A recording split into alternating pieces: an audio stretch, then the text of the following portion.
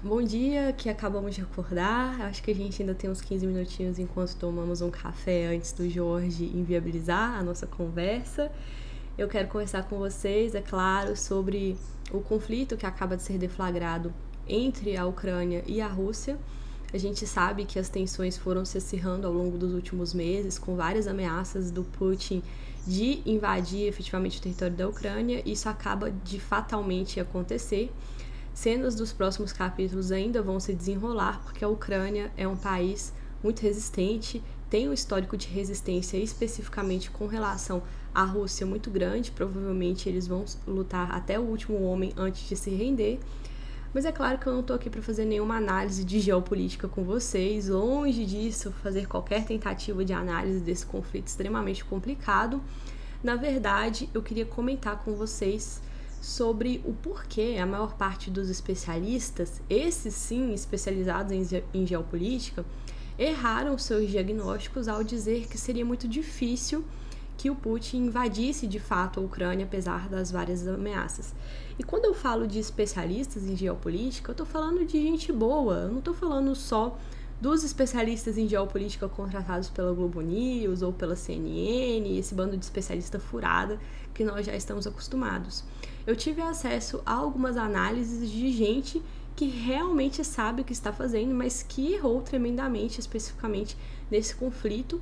E eu queria propor, assim, duas possíveis explicações que se complementam. É claro que isso aqui está em aberto, é claro que você pode deixar as suas contribuições nos comentários, mas eu acho que são explicações que podem, sim, nos ajudar a esclarecer o erro dos especialistas com relação a essa guerra. Bom, a primeira explicação, é claro, envolve ali a existência da visão irrestrita de mundo que predomina no Ocidente no último século e que acaba contaminando a maior parte dos especialistas e que tem a ver com o fato dessa visão de mundo acreditar que a natureza do homem é extremamente maleável ao ponto de ser 100% influenciada pelas instituições nas quais ele está inserido. Nesse sentido, a guerra, para as pessoas que têm essa visão de mundo, acaba sendo algo que não é natural e é algo que é causado por essas instituições e por esses sistemas. Bom, nesse sentido, bastaria que você tirasse da frente tais sistemas, escolha aí qual sistema você melhor se adequa ao que você está pensando, capitalista, patriarcal, etc. Bastaria que você tirasse esse sistema da frente para que a guerra deixasse de acontecer. Algo no sentido de pare a guerra, não guerra mal, imagine all the people e tudo.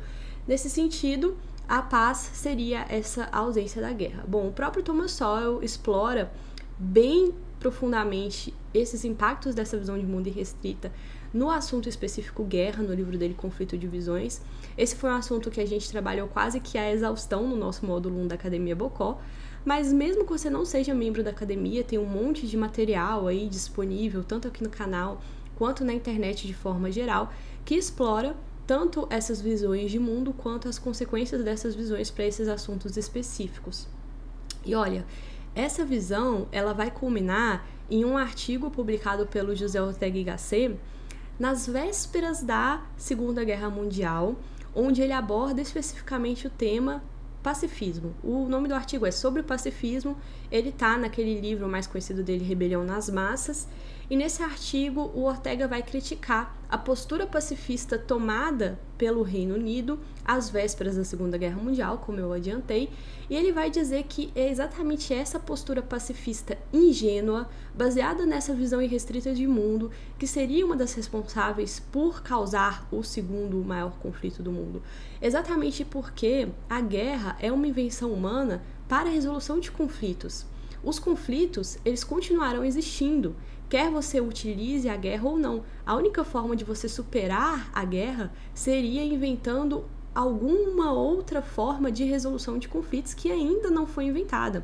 O direito internacional, que é uma dessas tentativas de superar a guerra, não serve para esse fim de forma nenhuma, acaba sendo uma instrumentalização da diplomacia que nunca evitou guerra nenhuma. e nesse sentido, ao tomar essa postura pacifista e ingênua, os países estariam dando margens para a ascensão de ditadores como o Hitler e como o Putin, e essa omissão seria quase que uma omissão dolosa, porque deixaria os países mais fracos à mercê das invasões dessas potências mais fortes. Bom, esse é o primeiro caminho de explicação.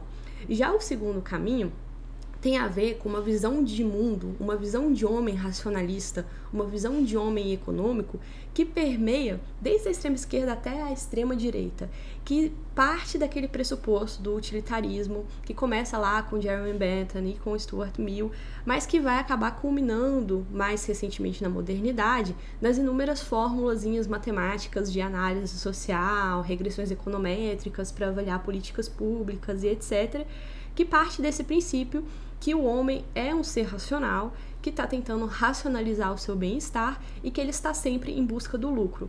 A maior parte dos especialistas, dos bons especialistas que eu consultei antes da guerra começar, dizia que seria muito difícil que a Rússia de fato invadisse a Ucrânia por causa das relações comerciais entre esses países e por causa das relações comerciais entre a Rússia e o resto da Europa.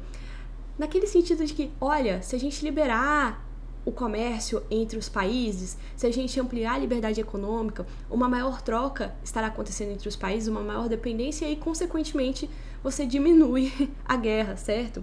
E sobre esse ponto especificamente, quem vai esclarecer para a gente de uma forma brilhante é um russo, claro que não poderia deixar de ser o Dostoiévski, numa novelinha que se chama Memórias do Subsolo, que vamos trabalhar no módulo 2 da nossa Academia Bocó e que eu inclusive deixei disponível aqui para qualquer pessoa, independente seja parte da academia ou não, exatamente por causa da pertinência com relação a esse assunto atual. E nessa novelinha, O Homem do Subsolo critica exatamente essa forma de pensar a natureza humana, essa forma de raciocinar o homem como sendo alguém que está pensando 100% economicamente, que está ponderando ali os lucros e tudo.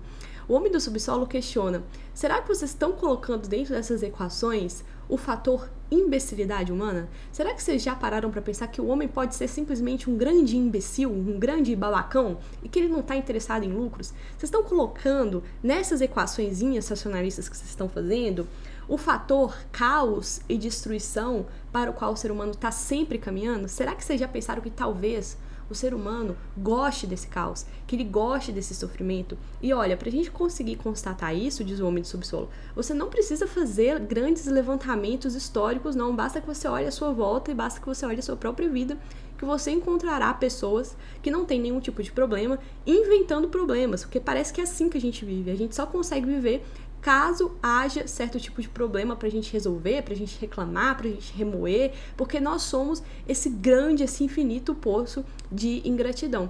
Então, se você não colocar esse fator, o homem está indo em direção ao caos, o homem tem essa grande potência de autodestruição, nessas análises, no caso econométricas, que o Homem do Subsolo está criticando, mas na nossa questão atual, se você não colocar essa tensão envolvendo a própria natureza humana nessas análises de geopolítica, então serão análises completamente furadas. E olha, isso é gravíssimo, porque muitas pessoas baseiam a decisão de ficar ou ir embora de uma cidade que está prestes a entrar em guerra em cima dessas opiniões desses especialistas. Então, quando o especialista erra dessa forma profunda, ele está colocando, inclusive, vidas de outras pessoas em risco, ainda que indiretamente. Então, são essas as minhas duas propostas de explicação. Novamente, não estou falando que elas são 100% aceitáveis aqui, estamos abertos a discussões, mas são essas duas linhas de pensamento que a gente trabalha dentro da Academia Bocó. A primeira, novamente, nós trabalhamos bastante no nosso módulo 1 e a segunda nós trabalharemos agora a partir do módulo 2.